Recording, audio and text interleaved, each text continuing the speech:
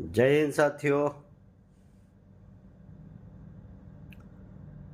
મુદ્દા તો ઘણા બધા છે, પણ જે ઇન્ડસ્ટ્રીયલ એરિયો હોય, જીઆઈડીસી એરિયો હોય, ત્યાં વારંવાર કંપનીના માલિકો સાથે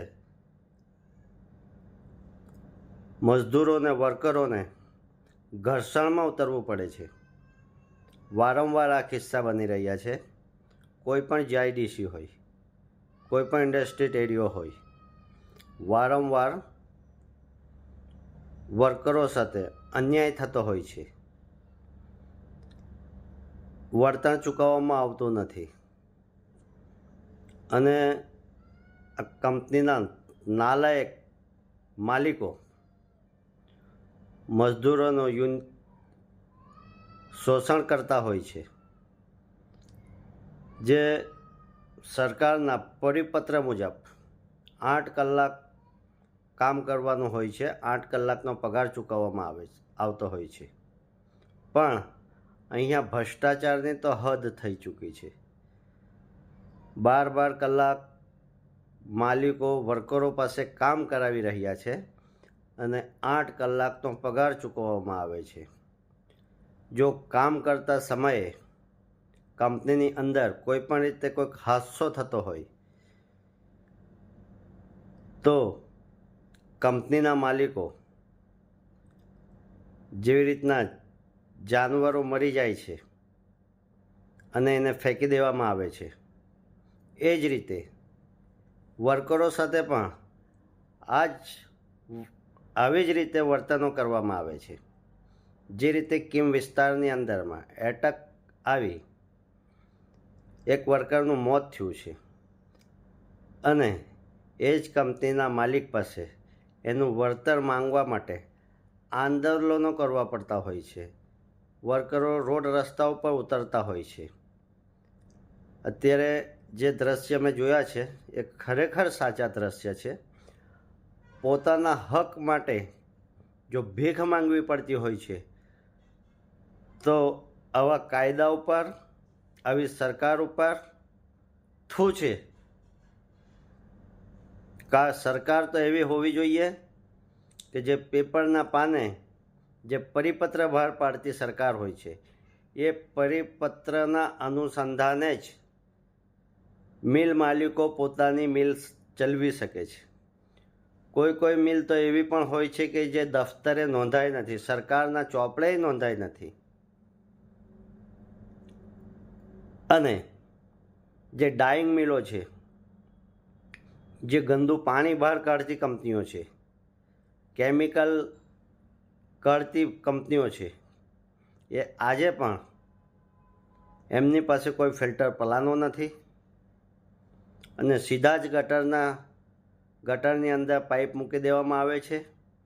ગટર થકી કિમ વિસ્તારના કિમ નદીને દૂષિત કરી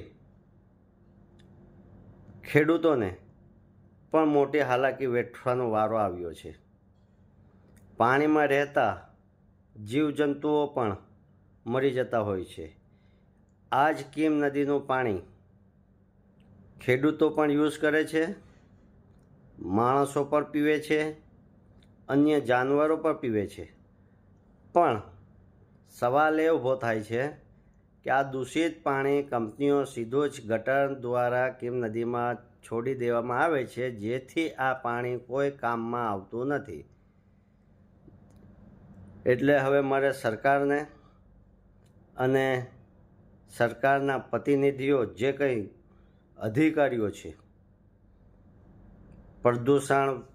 ગુજરાત પ્રદૂષણ વિભાગ બોર્ડ હોય કે પછી મજદૂર યુનિયન હોય કે પછી જેને જે રીતે સરકારે કાયદાની ફાળવણી કરી છે, જે રીતે પરિપત્ર બહાર પાડ્યા છે, એ રીતે જો મિલ માલિકો કાયદેસર મજદૂરો, વર્કરો સાથે સારો એક વ્યવહાર કરે અને કામ કરવા ટાઈમે જો કોઈ પણ કંપનીની અંદર હાનિ પહોંચે, જાનહાનિ થાય, તો એનો પૂરેપૂરી જવાબદારી મિલ માલિક કંપની માલિકની રહેશે ને હોવી જોઈએ.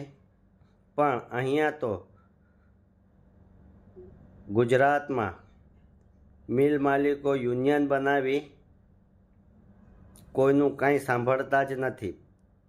પોતાના ગજવાજ ગરમ કરતા હોય છે અને યુનિયન લીડરો કંપનીઓ પાસેથી ફાળો કાઢી એ પણ પોતાનું ગજવું જ ભરતા હોય છે.